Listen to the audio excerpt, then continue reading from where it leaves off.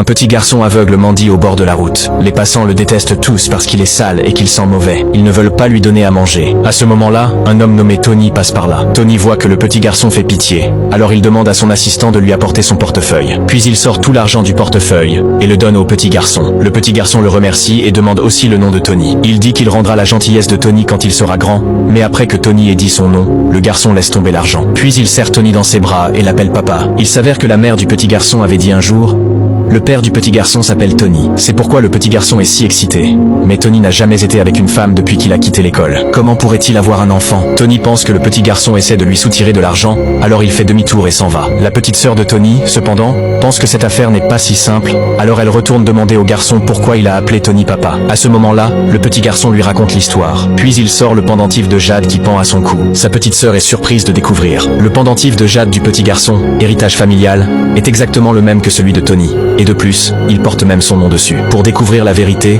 sa petite sœur prélève secrètement une mèche des cheveux du garçon, se préparant à faire un test de paternité. Puis elle prend une photo du petit garçon avant de lui dire au revoir.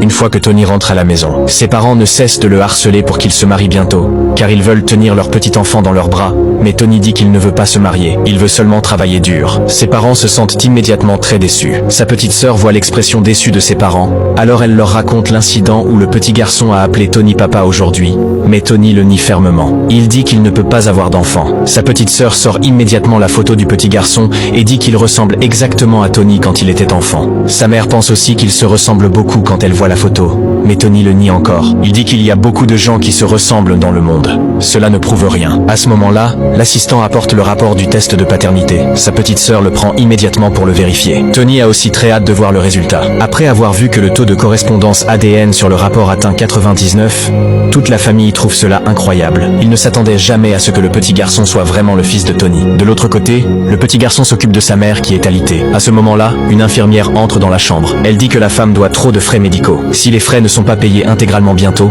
elle sera forcée de quitter l'hôpital. Le petit garçon se dépêche de donner l'argent que Tony lui a donné à l'infirmière.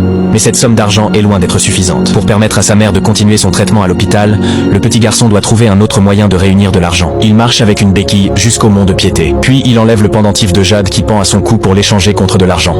Quand le patron voit le pendentif de jade, il se dépêche de prendre une loupe pour l'examiner attentivement et découvre qu'il s'agit d'un jade de première qualité.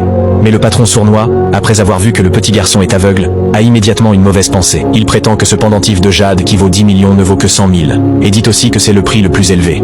Parce que le petit garçon a un besoin urgent d'argent pour soigner la maladie de sa mère. Il accepte sans trop réfléchir. Il prend l'argent et retourne à l'hôpital. Mais après son départ, la femme calculatrice découvre que ce pendentif de jade n'est pas ordinaire, car il a le nom de Tony gravé dessus. Elle se dépêche de demander au patron d'où vient ce pendentif de jade. Il s'avère que la femme calculatrice avait le béguin secret pour Tony quand elle était à l'université.